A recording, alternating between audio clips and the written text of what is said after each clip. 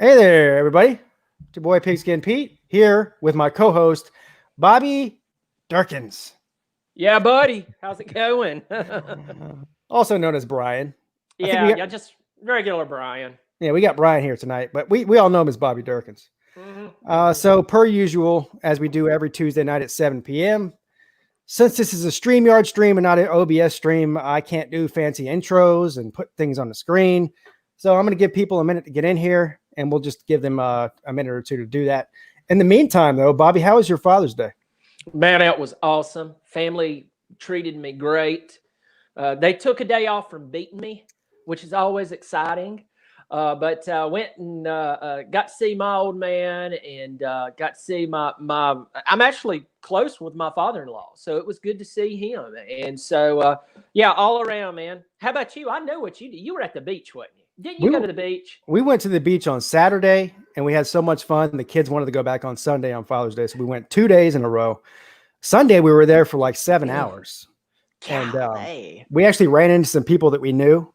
And so we had a good time. I got a little bit sunburned, especially on my lower half. Like, I wear jeans most of the time. So I get a lot of sun on the upper part of my body normally. But yeah, my legs and my feet are usually like super white. And so now I'm burned. But other than that, I'm okay. Farmer's tan. Well, I don't even know if you call it. I think you just call it I don't know what you call it.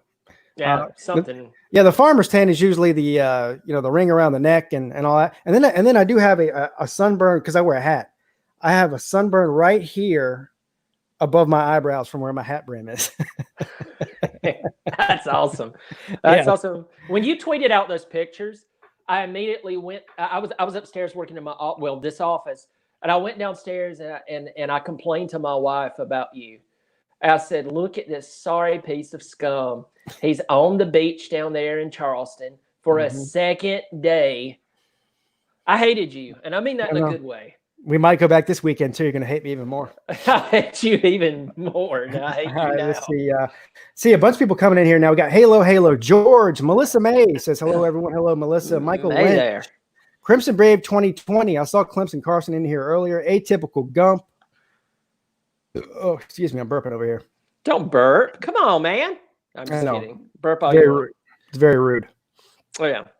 Very rude. But so tonight, what we're going to talk about, Brad Pitt. That's a good name, isn't it? Brad Pitt. Oh, yeah. That's nice. I have to tell my wife. This will be the first time she actually tunes into a show. Well, it's not Brad Pitt. It's Brad Pitt, but whatever. Tiger Nation's in here. Tonight, what we're going to do is we're going to talk about some quarterbacks. And the way I wanted to do this was, we could always talk about the returning quarterbacks that everyone's talking about, Trevor Lawrence, Justin Fields, those guys. Instead, we're going to talk about first-year starters on their team that some people are not talking about. So we're going to talk about it. Yep. Spencer Rattler at Oklahoma, Derek King at Miami. Now, I realize Derek King is not a first-year starter. He played at Houston for a few years, but he's a first-year starter at Miami. We have Miles Brennan at LSU. We have Mac Jones, first-year starter. I know he played last year for Alabama, but first-year starter, Alabama, so on and so forth. And some of these guys I think are really elite players, so we'll talk about that. But to start off the show, you got that article I sent you on Twitter earlier today, right? I did get that article. What an awesome read, man. Yeah. So this was an article that was posted on TigerNet about Emery Smith, former running back for Clemson from 1993 to 1996. For those of you who don't know who Emery Smith is, he's the brother of the legendary Emmitt Smith. Oh, yeah. Who obviously was a Florida Gator and a Hall of Famer with the Dallas Cowboys. I learned some things in that article that I didn't know. First of all, I knew Emery Smith, and I knew he was a good player.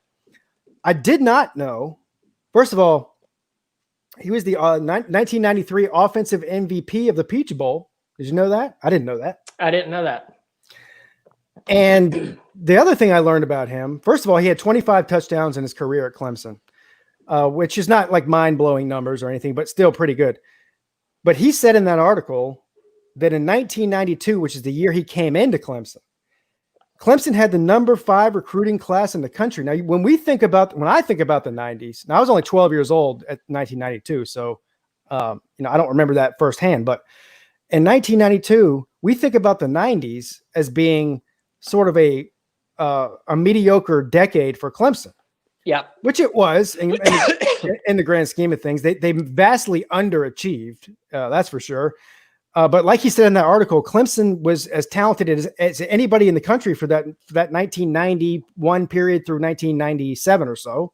Mm-hmm. But they just vastly underachieved. And that was also the transition year from Hatfield to West. Yeah. But do you have any thoughts on that article? Anything that stood out to you?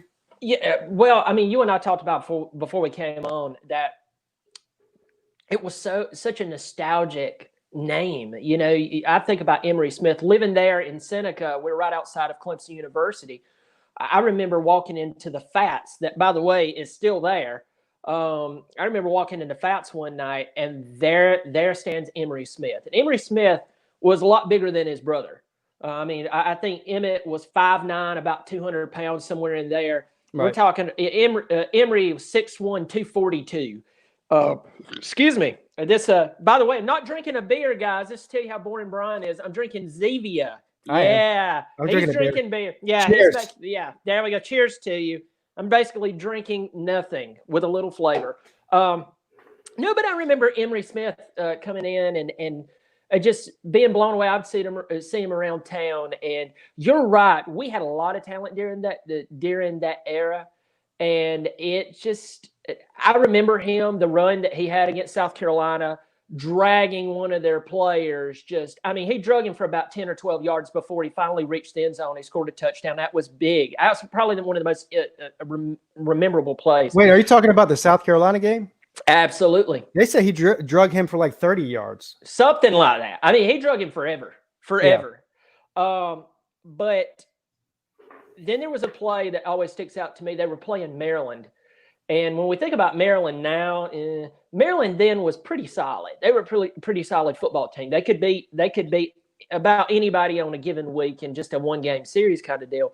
And I remember we were playing them. We were kind of a favorite, but they could definitely beat us. And I remember he stood up at the line, and I remember Peete, he reaches the ball over the plane, breaks the plane. All these guys are just all over him, and it's just like he takes the ball and just sticks it over. And it was really an intellectual play, but all those names. And then I started looking at old film today with not only Emory Smith, but during that era. And there was names that was coming back to me that was just crazy. Raymond Priester, Joe Woods, that was a transfer in from Ole Miss, Marcus Hinton. There was a bunch of names. Of course, Nealon Green, and it was just a great moment. If you're a real Tiger fan, you and I are always accused of pulling for Clemson since 2014, and that's it. Right, but, of course. Yes, absolutely. Of course, that's obvious. But obviously, we've been pulling for them for years, and those names just really, really stuck out to us. Yeah, the thing that surprised me, or something that was funny in that article, too, is obviously his brother Emmett was a Florida player. And so they asked him, do they ever get into conversations about Florida possibly playing Clemson in some sort of playoff scenario or something like that? And he says they talk about it all the time. And Emmett's always ribbing him about how Clemson's new money and all this. And he says, yeah, well, new money's going to stamp out the old money, that sort of thing. So yeah, that would be, I guarantee if Florida and Clemson ever play each other, both of those guys will be on the sidelines of their respective schools at that game. That would be something to see. Absolutely. Absolutely. And I tell you this, it rubs insult into injury of the 90s. Just going back to exactly how much talent we did have and how much talent we did waste. In the article, as you're reading he was talking about Brian Dawkins. I think they asked him, who was the most talented player you ever played with? He said Brian Dawkins. And he said he can remember when Brian Dawkins was undersized. And he was actually, 2:00 in the morning, he'd get up and eat a peanut butter and jelly sandwich or peanut butter sandwich just to try to put on some more weight. We see what that done for Brian Dawkins. The guy ended up not only being a great at Clemson, he was fantastic NFL football player, ridiculous talent. But there was a lot of talent during that time, and there was a lot of talent that was wasted. Seeing old film, also Anthony Simmons, man, that just came to me. What great names you see in that article, and when you started digging back into that timeline. But man, that was awesome. Yes, and great players came out of the '90s era, and they didn't have a whole lot to show for it as far as big wins. That's that's a coaching issue. No, that's not why. I'll admit this. I'll admit this on here. I think we've talked about this, but I don't know if I've ever mentioned this live on anything. I'll never forget there was one year I was so ticked at West. And it was easy not to be happy with West. That hire to this day, I could rant for 30 minutes on it. But I'm not going to do that. I'm trying to lower my blood pressure. But with that said, I'll never forget we were going to play Wake Forest. We're going to play Wake Forest. I pulled for Wake Forest to win because I knew if they won, we would fire the coaching staff and we would get a new coach. Because we already knew what we had. We already knew we had nothing to offer. Clemson had nothing to offer in the sense of coaching. But anyway, I'm gonna chill out now. Oh, I can see. I've never seen Bobby get mad and cuss on here before. Can we make that happen? Maybe on other days. All right. Maybe today's the day. I don't know. I can see. Maybe the further we go back, maybe we go back to the '80s. I can get you to cuss. The '80s was a good time. I can remember when we beat Penn State. That was a good. Yeah. The majority of the '80s, the end of the '80s was a little bit rough there. I mean, that's why they made the change to Hatfield. But anyway, all right. Carolina Jackpot's in here. Everlasting Chaos. SEC Dog. Snakespence. Lots of familiar faces in there. Carolina Jackpot says, May there. May there, Carolina Jackpot. Good to see you, buddy. We're going to have to see him one time when we go up to Clemson for one of these games every year, man. Carolina Jackpot, you're going to have to come up there, sir, and hang out with us for the day. I know you don't want to hang out with a bunch of Clemson boys in Clemson, but we'll treat you right. We will. Yeah. We will. We will. You know what? We don't live too far from each other. Me and Jackpot don't live too terribly far from each other. I think from talking to you and talking to a few other people, I think we're only about, 20, 25 minutes from each other. So me and Jackpot might actually have to get together and do a video together. If he can stand being on. I don't know if he wants to do the video with me, if he wants to do it with Bobby. I don't know how this would work. That would be must-see TV there. We'd work out the logistics. That would be must-see TV. And I'd rather see it with Bobby Durkins, not Brian. That's just me, though. All right. There's a lot of people. Yeah. Let's go at it, man. All right, so let's get into this quarterback situation. And the way we're doing this is we want to talk about some first-year starters at their respective schools quarterback. Not the big names, not the Trevor Lawrences, not the Justin Fields of the world. And number one on my list is a guy who I think is going to win at least one Heisman in the next 3 years. I think he's the most I don't know if you say underrated because I think he's highly rated. Let's say most not talked about quarterback during this offseason. Mm-hmm. And that would be Spencer Rattler at Oklahoma. Right. Now, there's a lot of reasons to like Spencer Rattler. Number one, if you're in the Oklahoma system with those players and that coaching staff, you're going to put up numbers. We've seen it. Well, hell, Mayfield, Murray, Hurts, three of them in a row, all Heisman candidates, two of them won a Heisman. Mm-hmm. So you're going to put up big numbers, especially with the defenses in the Big 12. But Spencer Rattler, for anybody who hasn't seen this guy's film or what he can do, he has a second level or first level arm talent. I mean, the top of the mountain arm talent. Just go watch him on YouTube. Just Google him. The closest thing I could do to compare him to would be what's his face, the quarterback for the Chiefs. I'm having a brain fart. Patrick Mahomes. Patrick Mahomes. He does all these crazy sidearm throws, underneath from behind. These no look throws. I mean, the guy is an absolute baller. I don't know. He's 6 foot, 190 pounds. Yep. He's from Phoenix, Arizona. So he's the first quarterback out of the last 3 or 4 that's not from Texas. Oklahoma likes to get all their quarterbacks from Texas. Of course, Mayfield was a walk-on, transferred from, grew up in Texas. Kyler Murray, Texas kid. Jalen Hurts, Texas kid, obviously came over from Alabama, but still. So finally we got somebody from Arizona. But this kid is the real deal. Now, if you were to switch, Clemson has no problems in the quarterback room. Obviously, we've got Trevor Lawrence back for one more year at least.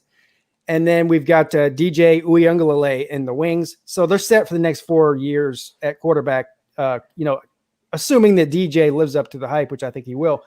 But if you were to switch Spencer Rattler and put him in a Clemson uniform, I would be super hyped about this guy. That's how good he is. Yeah. He's got Heisman caliber talent written all over him. Mm-hmm. Yeah, I mean, this is a guy who threw for over 11,000 yards in high school.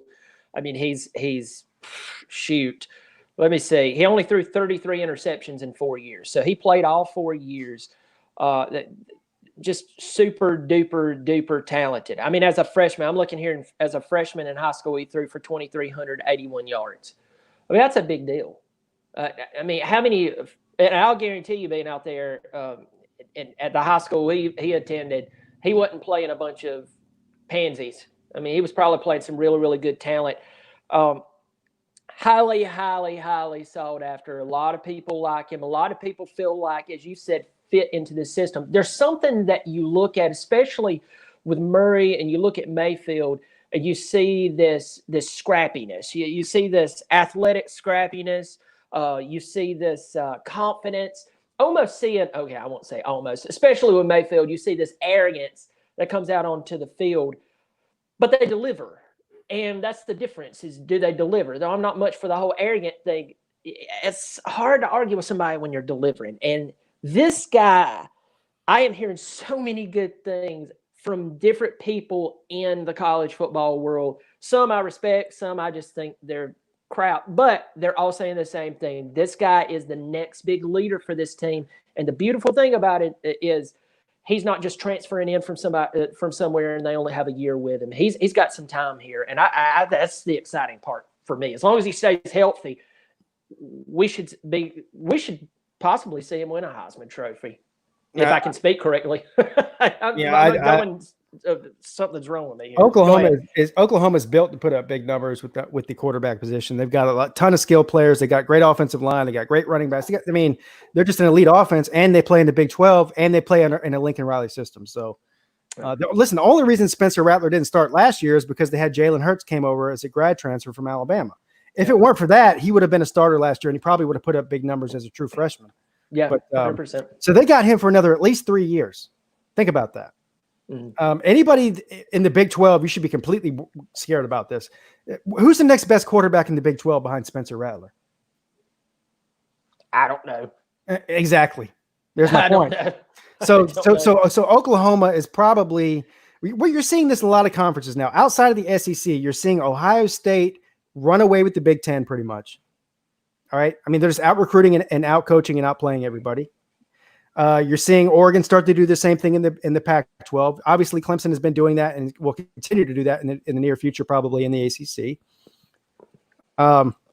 So, yeah, I mean, if you're anybody on Oklahoma's schedule in the Big 12 in the next 3 years, you should be very, very scared about this. And if you play somebody in the postseason and possibly in the playoffs, you should be scared of this guy too. Yeah. I mean, they can score. They might not be able to stop you, but they can score with you. That's what they do, and they do it a lot. I mean, this is a team that offensively, we really haven't seen them fall off the bandwagon over the past, 15, 16 years. The problem that we've seen with Oklahoma is they went from having a decent defense that could keep them into a legitimate title running. They were an actual contender. We've seen their defense just absolutely become mannequins, but the offense is the same. So the thing for Oklahoma, and I could care less about Oklahoma football, and I know you could too. But if they really want to step their game up and be taken seriously, especially after the past couple of years, get a defense, because you have this piece right here. This guy right here, he's going to deliver for you. As long as he stays healthy, you're looking at the next man to lead the Big 12. So Christopher O'Connor in the chat here says that Sam Ehlinger is the number one quarterback in the Big 12. Since when? He hasn't been the number one quarterback in the Big 12 for the past couple of years. And I don't think he will be this year either. I think Spencer Rattler will outdo him. Ehlinger. He's the most experienced quarterback in the Big 12. Is the most experienced quarterback, but my question is, has he reached his ceiling? And I think he has. I think that if the guy, once again, I go back to a statement I made just a second ago about Murray and about Mayfield. They both were extremely confident to the points of arrogance, especially Mayfield. They delivered. Ehlinger, he wins the Sugar Bowl against Georgia, gets in the mic and says, "We're back." And then after that, it's been crap city since. So I'm though experienced, I just don't really buy that. Look at this question here from Michael Lynch, or this not this. It is a question. He just didn't put a question mark on it. What if Venables stayed at Oklahoma? Well, I would tell you, if Venables stayed at Oklahoma for all that time, Oklahoma would probably have at least 2 more national championships under their belt. That's what I would say. I agree, 100%. Yeah. Can you imagine Lincoln Riley and as an offensive coordinator in the Big 12 and Brent Venables as a defensive coordinator? No, I can't imagine it. I can't imagine it because here's the deal. I've heard people talk about Venables like he is just like some afterthought when he was in the Big 12. I've actually had those comments made on my channel. I will go dig them up. And you can look at them and go, when he was at Oklahoma, he was this. Hey, guys, when he left Oklahoma, no more national championships for you. In fact, your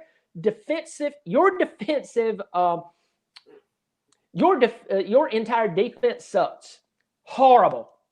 Could not stop me and my 4-year-old and my 13-year-old from driving the ball down the field. Couldn't stop it. So there was something to them winning a national championship during that time and being more competitive.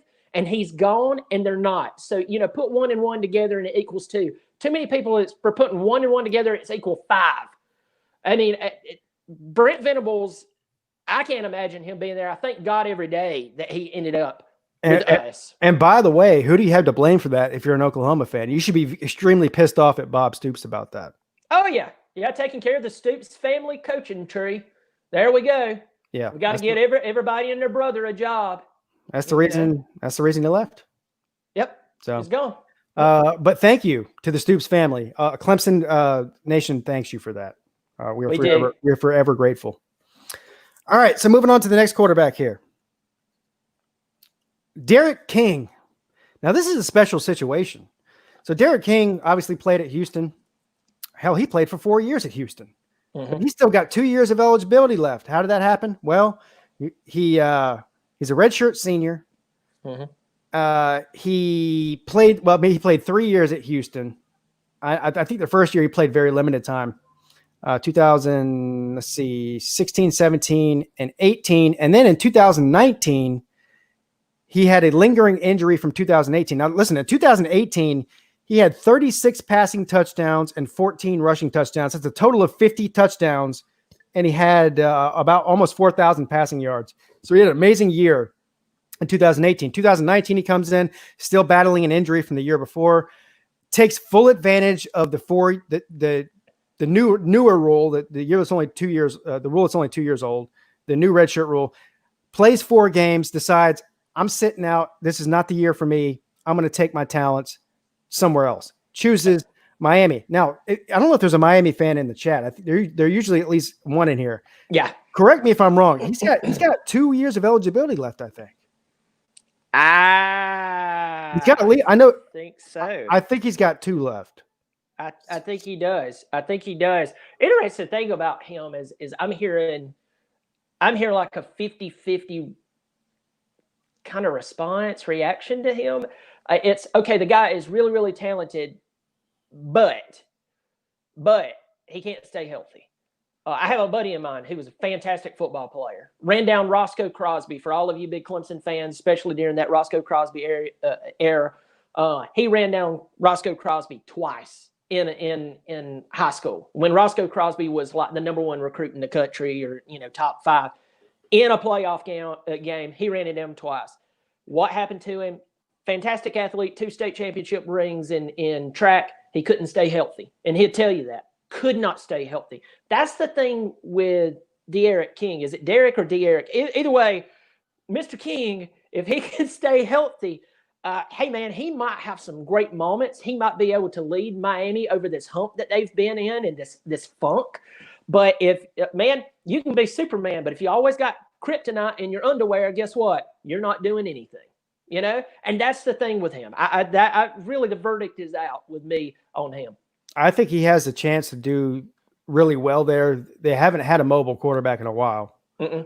And that's something that's, you know, obviously very valuable in today's game. And I'm trying to, if you go through the ACC quarterbacks, obviously Trevor Lawrence, Sam Howell, those are the top two quarterbacks in the conference, North Carolina, Sam Howell. Who would you put third on that list? I think just based on what we know, you might have to put Derek King third. Yeah, definitely. Definitely. And on experience, obviously you would put him second. You definitely put him second on experience, but we're basing off of who's been healthy, who's been consistently playing, and though he has more experience than Howell just came off of a full season. Derek didn't. So I agree with that third place right there. Well, Howell is really good. Talented. That guy's fantastic. He could start for any team in the country. I mean, the fact that North Carolina's got him, I mean, that's the reason I have North Carolina as my preseason favorite to win that division, even though I think it's going to be competitive because North Carolina's not quite as talented as maybe Miami or maybe even Virginia, top to bottom. But North Carolina's going to be really good, and basically mainly because of Sam Howell. He's on some Heisman lists, even though he won't win the Heisman because North Carolina's not good enough to have a Heisman winner. You know. No. But anyway. All right. So the third one on the list I have here is the team that everybody's looking at, the defending national champions, the LSU Tigers, not the Tigers. The Tigers. Yep. And obviously Joe Burrow had an amazing season, one of the best seasons in the history of college football. Some would say maybe the best. And the LSU Tigers had one of the best seasons in college football history. Joe Brady leaves. Joe Burrow leaves. 11 other players leave to the NFL, split between the offense and the defense. Now, LSU is still really talented. They've been recruiting well, and so they're not going to be missing talent by any stretch of the imagination. But they have a Miles Brennan taking over the reins. Miles Brennan was extremely highly recruited coming out of high school. The biggest knock on Miles Brennan when he was coming out of high school was he was like a stick figure. He was like Scarecrow.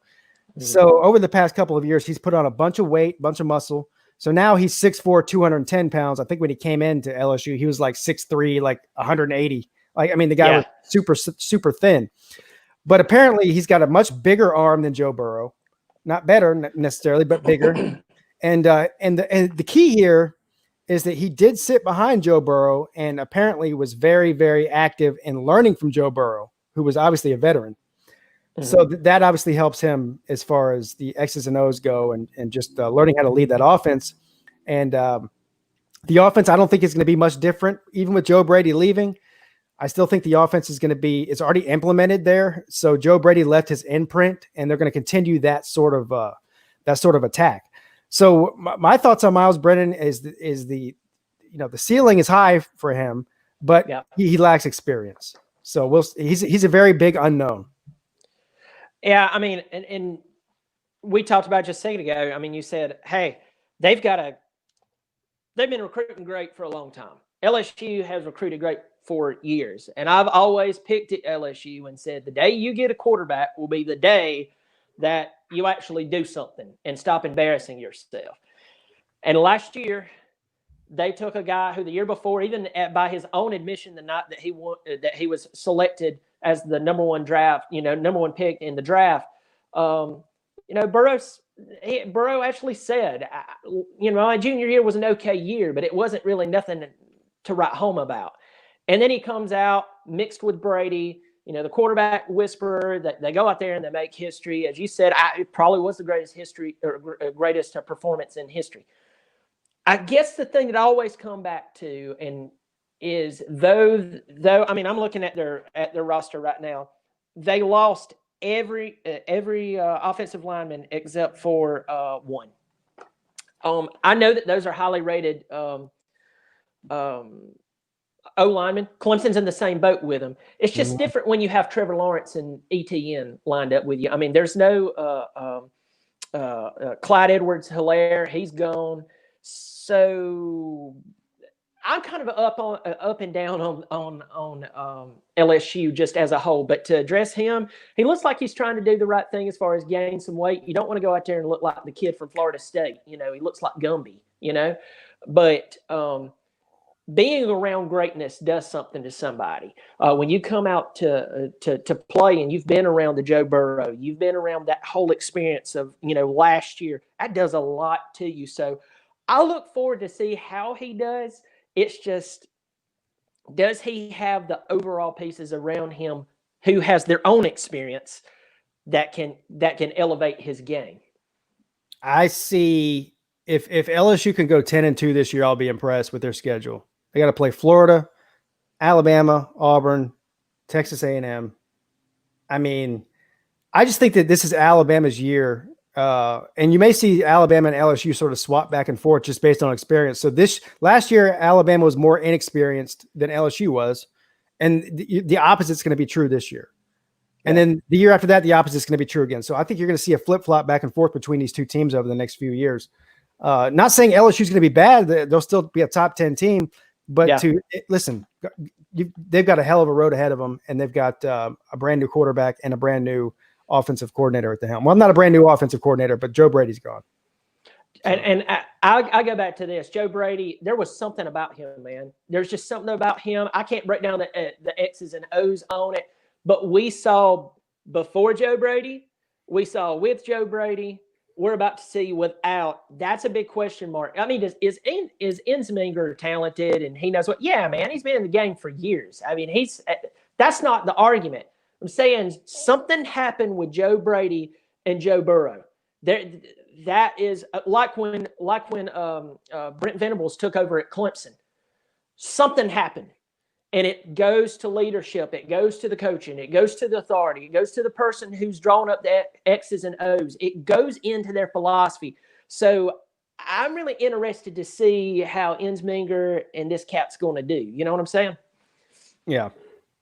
I'm seeing a lot of people talking about Jamie Newman in the chat. Did you have any quarterbacks you want to talk? But first of all, Mac Jones. That's another one. Mac Jones at Alabama. 5-star guy coming out of high school. It's Alabama, man. I mean, we have a mutual respect for them. Most of them has a mutual respect for us. Mac Jones, I mean, comes out 5-star out of high school. Guy can play. He's got the talent. He gets thrown into a situation that he probably never saw himself in with Tua, with his, basically a detached leg and hip, and he comes in and now all of a sudden he's the man. I'm really interested to see how he's going to handle coming in, taking over for Tua, but not only taking over for Tua, he has Bryce Young right behind him. Who this is kind of a combo we could address both at the same time. Bryce Young. Said to be the number one quarterback, according to who you're looking at, number one quarterback in the country coming out. Guy's very talented. He's 6 foot, 6 foot even. He's shifty, but he can throw and all this bunch of stuff. I'm going to be interested to see how he handles it because, as soon as he comes out there and maybe he's not as flashy, Jones is not as flashy as maybe somebody wants him to be, or maybe he comes out and makes a couple of bad throws, or a game might be a little closer than what everybody wants it to be, but they still win. That everybody's going to be chirping about Bryce Jones because that is just the nature of the beast, good, bad, or fair. I mean, that is the nature of the beast. Then you have Bryce Young. He's like the Ferrari who's just sitting out in the garage. I mean, let's bring that guy out. Let's throw him the keys to the kingdom. I mean, yeah, that does work with these types of players. Guys are coming out of high school more sophisticated, can play, they can throw, they can run, they can yada, yada, yada. The problem is, you still have Mac Jones, and Mac Jones is not some dud. Right. So that'll be interesting to see the dynamic and how Saban handles it. He's Saban. He does his thing. He's won so many championships for a reason. How short of a leash? Yeah. How short of a leash do you think Mac Jones has with Bryce Young sitting behind him? Ooh. You know what? I need to go back and look at the Alabama schedule, but I'll just say this. I think he gets into a game and he starts pissing around. They've got Georgia week 3. So that's early in the season. That's one of their biggest games of the year. Of course, they're going to get Bryce Young's feet wet. They're going to get his feet wet. Obviously, they're going to do that just so he can get used to the snaps. So when they get to week 3 and they're playing Georgia, if Mac doesn't look right, he comes out there, he's not leading so well. That's what I said. Bryce Young is coming in, and I just wonder how that plays on the psyche of Mac Jones. You know what I'm saying? How does that play? Do you go out there and you're all tight and you're like, oh God, I better not screw up, and you mess up? It'll show us what Mac Jones is made of. Will the competition and the threat of this guy sitting behind him make him better, or will he fold like a lawn chair? He might. That game alone would tell us a lot about him and how he's going to play, because Alabama's schedule is not easy this year. And plus, I think Georgia might have the best defense in the country this year. At least on paper, they do. Very well could have the best defense in the country. And they have they have a lot of emotion going into this season. That leads to my next quarterback that I do want to talk about. But do you have any more comments about Alabama and while I'm looking up their schedule and so on? I just feel like I think that there's a lot of similarities between Dabo Swinney and Nick Saban as far as how they do their quarterback situation. Now, we saw a couple of years ago the Kelly Bryant situation with Trevor Lawrence behind him. Now, I'm not saying that's the same situation with Mac Jones and Bryce Young, because every situation is different.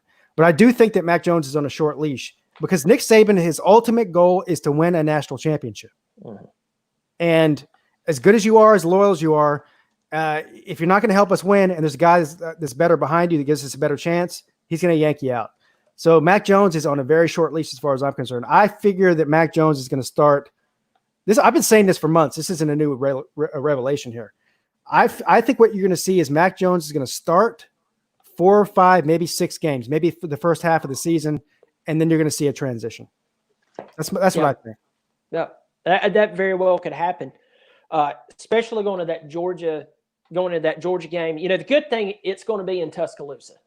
That's a big deal. That's going to be in Tuscaloosa. So he's going to have the crowd with him. We know it's probably going to be on CBS Sports, about a 3:30 game, 4 o'clock game. I can already hear Brad Nessler popping off something right now. I like to actually hear him call a game, by the way. Anyway, that leads me to our next quarterback I'd like to talk about, and we stay with Georgia. Jamie Newman leaving Wake Forest. Guy come out, he was a baller.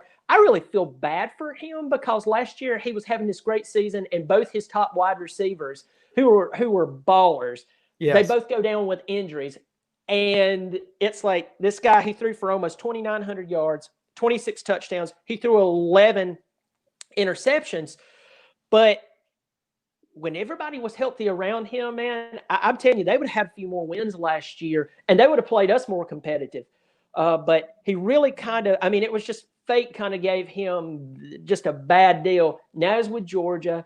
He's got Pickens. He's got, what's that guy, Maylock. He's got a bunch of talent around him. Of course, the running backs that they have. And Georgia's really hungry. Georgia is hungry. They're sick and tired of missing out. They're sick and tired of having to look back to a couple of years ago to when they went to the playoffs. And it was like, hey, this is going to be great. And that was basically the crescendo. It just stopped there. And so I think that they have a lot of hope built into this guy. The question is, he's not at Wake Forest anymore. He's not playing at BB&T Stadium. But he's got better players than Wake Forest had. Yeah. So how does he transition here? Does he really show us that he's the baller we think he is, or what? I think we already know he's a baller based on what he did with the amount of talent he had at Wake Forest. The question is, has Georgia's offense evolved with the new offensive coordinator? Mm. Are they going to be the 3 yards in a cloud of dust, ground and pound team that they've been for the past 40 years? Or are they going to transition into the new age like Alabama did, like LSU did, like Clemson's done? All the teams that are winning national titles, Ohio State. I mean, are they going to follow that mold? Which it looks to me like they're trying to do that. So I don't know, but it's still the first year for offensive coordinator. But I think that they're finally going to try to maybe take a page out of the rest of these successful teams' book and utilize that mobile quarterback. That's what I think. But how that'll play out, I don't know. It's year one of us seeing that. We haven't seen it yet. Yeah. I mean, think about this: George Pickens, Dominique Blaylock.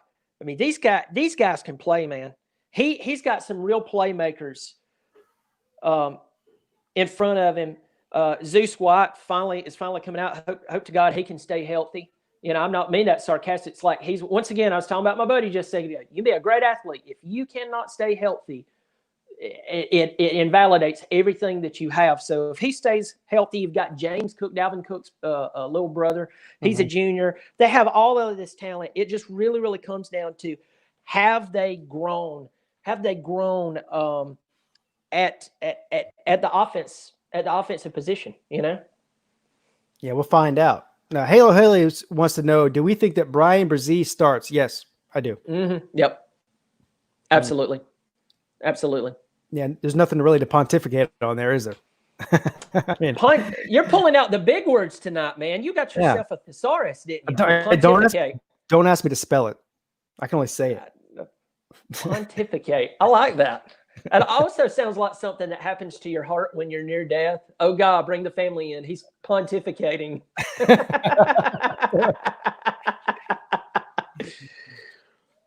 Oh, my God, man. Let's see who we got in the chat here. So my synopsis as far as that goes, I think that Jamie Newman's an upgrade over Jake Fromm, but I'm still skeptical until I see what that offense is going to look like. That's all. Yeah, and didn't that Daniels kid from Southern Cal transfer in? Yes. JT Daniel? JT Daniel. Did he get clearance to play this coming season? I don't know. Is there a Georgia fan in here that knows that? Anybody? I don't know why he. I don't know why he would. I mean, what's the reason? I can't remember. I'm trying to look it up as we speak. snakespence says no. Yeah. I don't see why he would. There's no sort of hardship there. He just was trying to get out of Southern Cal for obvious reasons. I don't blame him. Yeah. Yep. Yeah. That's one school who continuously brings in 5-star talent, and they just can't turn the corner. I mean, they just can't do it. Yeah. Michael Lynch wants to know, does Clemson defense get over or under 50 sacks? Under. I would love to say over, and I beg to God that I get an early Christmas gift, and they do, but I don't think so. I think they beat up a lot of players in the process. 50 is possible, but not likely. I'd say under. Yeah. Oh. I mean, I'm trying to be real here. That's a lot of sacks. Yeah. That's a lot. Yeah, that's a lot. Now, here's the other thing. Are you talking about regular season, or are you talking about if they go to 14 or 15 games? That's a different story. But still, even then, I'd probably still say under. Yep. Honestly. Yeah. All right, so we're going to take some questions from the chat here with the last 15 minutes or so of the stream here. Boxer briefs. I'll go ahead and answer it. Boxer briefs. There we go. Boxers. Oh, good. That's good. That's Kramer said on Seinfeld. It's very freeing. I don't even know. Do you even own any briefs? As a matter of fact, don't answer that question. I don't even want to know if No, I don't. No, I don't. Just because the idea of them makes me feel like I should first of all wear dingy briefs. Oh. Because it's like an old man thing. It's like in my head, I'm like, I have to be like 65. That was a visual I did not want. And I don't wipe good. Something. Not that I don't currently wipe good, but if I wore them, I wouldn't. I'm sorry, man.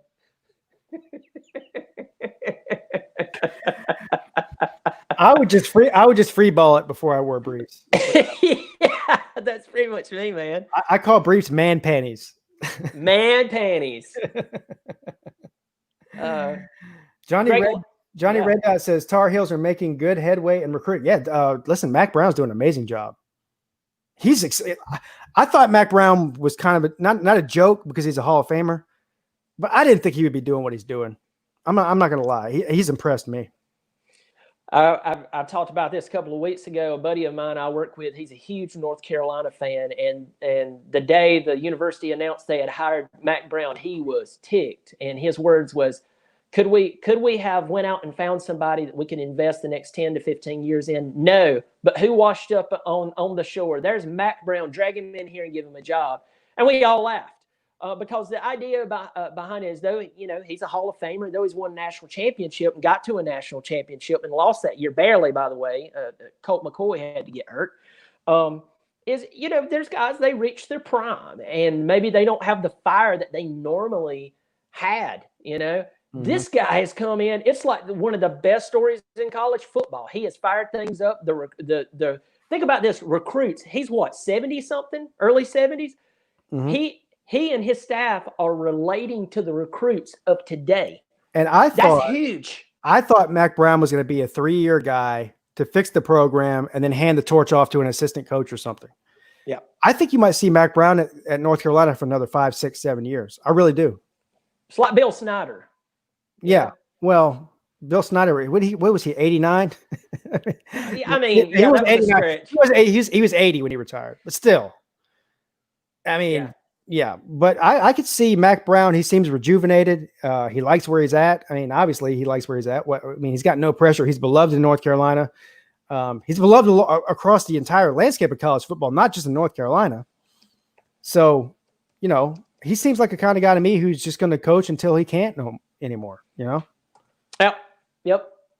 And, I can see that. And at this point, why would you argue with it? And I like him. He's one of he's one of my favorite coaches. Yeah, he's awesome. He's awesome. Yeah. Younger than Saban. Well, yeah. How old is Saban? Saban's only 65? Is that right? Yeah. How old's Saban, Johnny Red Dot? 60. I think he's like 65. Listen, Saban's another one. He could coach for another 10 years if he really wanted to. I mean, he's 68. 68. All right. So I'd say I could see if Saban wanted to, he could still coach at the level he's coaching at probably till at least 75. That's another 7 years. Real quick, I am totally wrong. And whoever was making that comment there, I'll just point out the screen. Don't point. I just did. Mack Brown and Nick Saban are the same age. Go figure. Mack Brown's only 68? He is 68 years old. I'm looking at it right now. He was born in 51. He's born in 51, and he doesn't turn 69 until August. Well, late August. That's a testament to Nick Saban then, because Nick Saban looks 5 to 10 years younger than Mack Brown. Yep, he really does. All right, then. That's crazy. Yeah. What's this guy say here? Jason Arnold. He says, Pigskin Pete, I just got in, but do you think with the 20 players with coronavirus put Clemson in a bind with 2 weeks most likely behind for practice? No, I don't. And I don't think it puts Texas behind, or I don't think it puts anybody. If this were to happen in August or even late July, I would say yes. And here's what I'll defer to on this. I would probably, if you would have, excuse me, I'm losing my voice. If you would have asked me this last week, I might have said yes to that question. I was listening to the First Team, the show on Sirius XM with Greg McElroy today, and this question came up. And listen, Greg McElroy played college football, so he knows more than I do. Okay, he said that players missing the first week of practice, which is what this would amount to, if anything at all, is not that big of a deal in the grand scheme of things. But if it happened again late in the summer, early in the fall, where they might possibly miss a first game or two, that might be a different story. So I'm gonna defer to Greg McElroy and say that it's not. Now, let's say that we get into July and they have another 20 or 30 players test positive, then I think that could be a problem. Yes. Yeah, it could be a problem. I agree with everything you just said. 100%. 100%. Let's see here. SEC dog. Mack Brown about to take Dabo seriously. No more bonehead 2-point conversion calls. I mean, what is there to say there, man? I mean, it's. But you know what? Let me tell you what I respect about that call by Mack Brown. I don't agree with the play call. It's easy for me to sit in the comfort of my house watching the game while my stomach is twisted inside out, hoping my team doesn't lose, and criticize the call. I get exactly what you're saying. The call to go for 2 was absolutely brilliant because Mack's been in enough big games. He's like, okay, guys, we can go to overtime. These guys are going to beat us. We beat them now. Mack Brown he said that himself. He said they had the momentum. We didn't want to go to overtime with them. Yep. So if I were a North Carolina fan in that situation, I would have wanted him to go for 2. I think he made the right call. Yeah. Wrong play call. I mean, it's easy to say when they didn't get it, he shouldn't have done it. But sure. If you would have got it, they would have called him a genius. Oh, so, that's how it works. It is what it is. But that was a great call for him to go for it. And that's what experience gets you. Guys, let's end this now. I like that. Yes. Johnny Red Dot says, right call, wrong play. I agree with that 100%.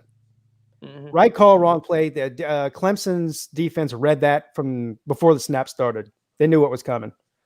So, yeah, right call, wrong play. I agree with that.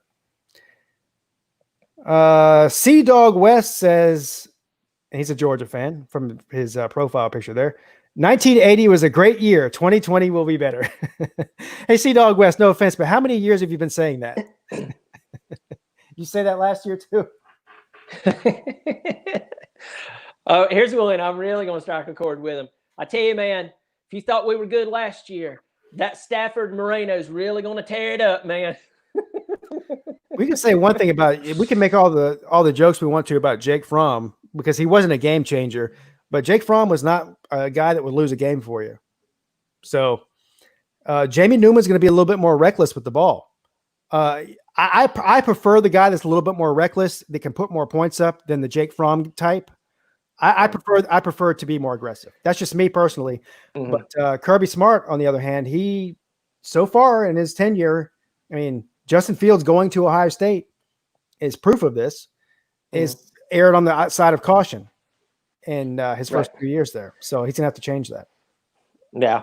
Yeah, but I'm telling you, man, that defense is going to keep you in more games just long enough. I feel like, and I don't have Georgia's schedule right in front of me. I take that back. I actually do. I mean, if you can get past that Alabama game, I know first week you're playing Virginia. This is not last year's Virginia team. Virginia's team last year would be a better team, especially versus the team from last year that you had. But I feel like that if you can get past that Alabama game and you could somehow scrap out a win, I mean, your next two games is Louisiana Monroe and Vanderbilt. And then you play Auburn once again at home. So you could they play Auburn in Athens, you say? Yeah, it's in Athens. Okay. Yeah. Yeah. And then at Missouri. I mean, unless the bus blows up and all your good players die, you're winning that game at Missouri.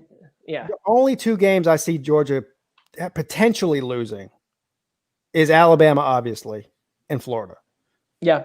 I know Tennessee's like on the rise, and Tennessee fans are really excited about the season. Georgia's still just going to outclass Tennessee. I mean, anything's possible. Sure. But I just don't see, barring a complete folding like a lawn chair of Georgia, I think Georgia will beat Tennessee. Yeah. And everybody else in the East, they should blow out. Honestly. Yeah, they should.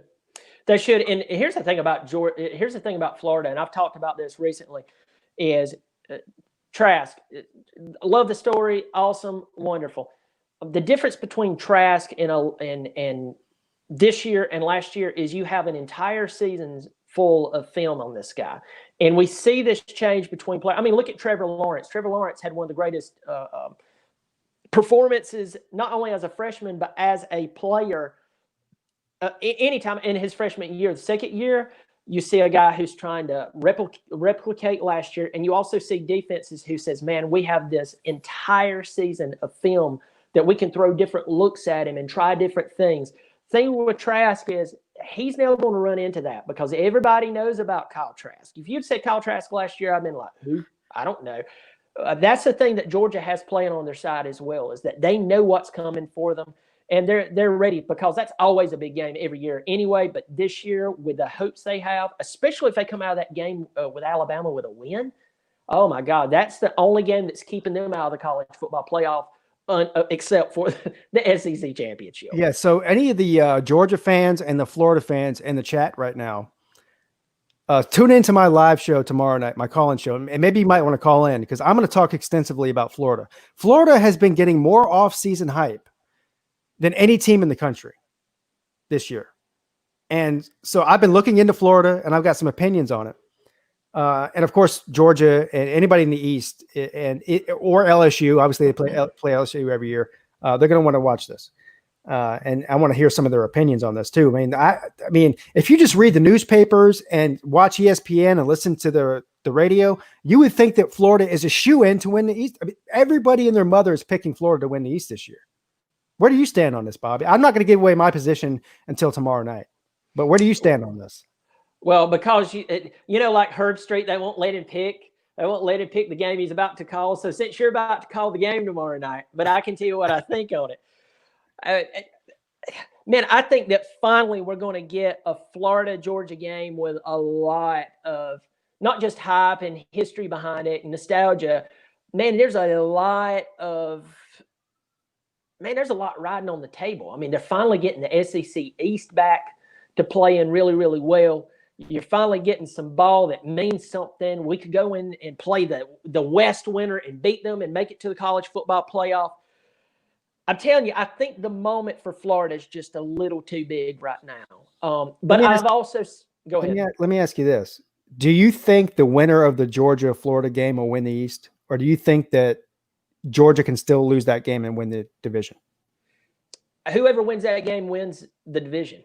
Okay. And if there's any other outcome than that, Pete, something's really messed up. Right. It's really messed up. I'm just wondering if the moment is too big for Florida. And I've said this about Florida on a couple of video. I think I've had a stroke over here. I can't speak. On a couple of videos ago that I did, and I talked about Florida, and I said this: Florida, you have the talent. Your coach has been there 3 or 4 years. I mean, you got talent everywhere. You've got the eyes of the country on you. Piss or get off the pot. I mean, there's no next year for you guys. There shouldn't have to be a next year. And for some reason, I feel like Florida is going to somehow blow this. And I think that Georgia's going to beat them and win the East. Mm. Well, I'm not going to say how I feel about it because I'm going to save it for tomorrow night. Right. So I'm going to leave it at that. But it's been a great show. What did we learn tonight, Bobby? We learned that Spencer Rattler, according to Pigskin Pete, is the best quarterback in the country that nobody's talking about because we haven't seen him play a whole lot. And it's his first year starting at Oklahoma. We also learned that Emmitt Smith's brother, thinks that Clemson's better than Florida. Mm-hmm. Right? And I happen to agree with him. Right. Absolutely. We learned that Mac Jones is really good, but probably not as good as Bryce Young. 100%. Mm-hmm. What else did we learn? We learned that Florida is being touted as the greatest thing since sliced bread before the season even starts. Sure. And we also learned that neither you or I would wear briefs if had a gun put to our head. So we did learn that. We did learn that. Very important information. Unfortunately, we learned that. Yeah. All right. It's been another great episode. Episode 3 of College Football Talk with Pete and Bobby, live for you every Tuesday night on 7 p.m. on YouTube. Bobby, any closing words you have for the fine folks in the chat here? First of all, I want to tell you, I'm loving all the trash talk in this comment section. I do too. The comment section, it's way more entertaining than us. That's for sure. Let me read Melissa May's, what she just said. All right, yeah. Melissa May. She goes, "We own Auburn, bruh. So what are you talking about?" That's awesome. Melissa May is saying it. We love it. We love it. We enjoy it. We love talking to you guys. It's just so much fun. This tells us what college football is all about. We all get in here, we argue, but we have a good time.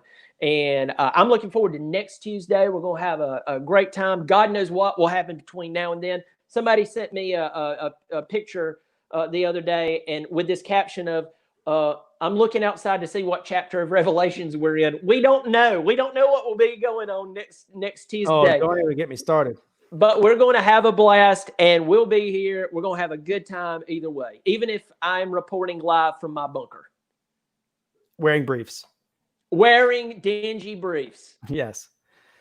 All right. I'll see you guys tomorrow night at 10 p.m. for the call-in show, and me and Bobby here will see you next Tuesday at 7 p.m. Be there or be square. See you later, Bobby. Later. See you, everyone.